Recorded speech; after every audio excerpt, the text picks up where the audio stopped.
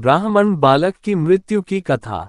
एक दिन श्री राम अपने दरबार में बैठे थे, तभी एक बूढ़ा ब्राह्मण अपने मरे हुए पुत्र का शव लेकर राजद्वार पर आया और हाँ पुत्र कहकर विलाप करते हुए कहने लगा, मैंने पूर्वजन्म में कौन से पाप किए थे जिससे मुझे अपनी आंखों से अपने इकलौते पुत्र की मृत्यु देखनी पड़ी। केवल 13 वर्ष 10 महीने और 20 दिन की आयु में ही तू मुझे छोड़कर सिधार गया। मैंने इस जन्म में कोई पाप या मिथ्या भाषण भी नहीं किया, फिर तेरी अकाल मृत्यु क्यों हुई? इस राज्य में ऐसी दुर्घटना पहले कभी नहीं हुई।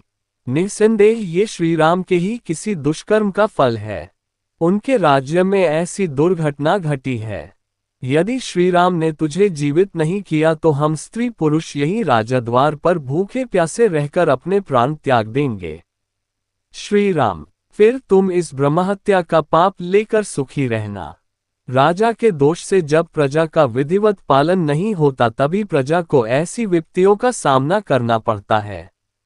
इससे स्पष्ट है कि राजा से ही कहीं कोई अपराध हुआ है। इस प्रकार की बातें करता हुआ वह विलाप करने लगा। जब श्री रामचंद्र जी इस विषय पर मनन कर रहे थे तभी वशिष्ठ जी 8 ऋषि मुनियों के साथ दरबार में पधारे। उनमें नारद जी भी थे। श्री राम ने जब ये समस्या उनके सम्मुख रखी तो नारद जी बोले, राजन, जिस कारण से इस बालक की अकाल मृत्यु हुई वह मैं आपको बताता हूं।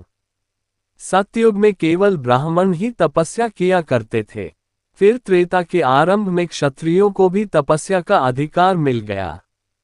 अन्य वर्णों का तपस्या में रत होना अधर्म है। हे राजन, निश्चय ही आपके राज्य में कोई शूद्र वर्ण का मनुष्य तपस्या कर रहा है, उसी से इस बालक की मृत्यु हुई है।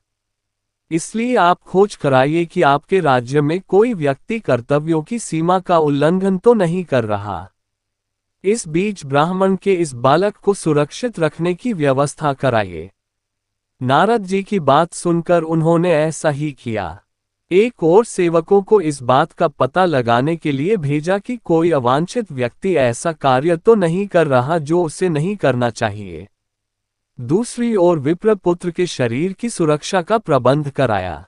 वे स्वयं भी पुष्पक विमान में बैठकर ऐसे व्यक्ति की खोज में निकल पड़े।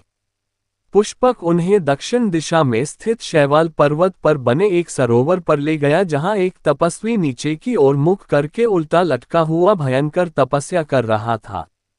उसकी यह विकट तपस्या देखकर उन्होंने पूछा, हे तपस्वी, तुम कौन हो, किस वर्ण के हो और यह भयंकर तपस्या क्यों कर रहे हो?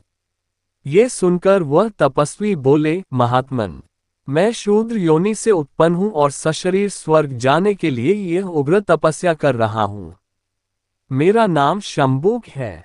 शंबुक की बात सुनकर रामचंद्र ने म्यान से तलवार निकालकर उसका सिर काट डाला। जब इंद्र आदि देवताओं ने वहां आकर उनकी प्रशंसा की तो श्री राम बोले, यदि आप मेरे कार्य को उचित समझते हैं तो उस ब्राह्मण के मृतक पुत्र को जीवित कर दीजिए। राम के अनुरोध को स्वीकार कर इंद्र ने विप्रपुत्र को तत्काल जीवित कर दिया। इसी भगवान की वीडियो देखने के लिए सब्सक्राइब करें चैनल को और बेल आइकॉन दबाएं।